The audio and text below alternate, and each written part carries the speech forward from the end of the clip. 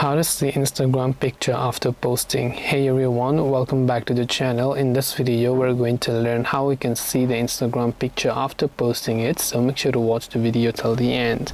If you want to change a certain picture that you have posted, so you've already posted something and then you want to change the pictures that are inside of it, so let's see if we can do that.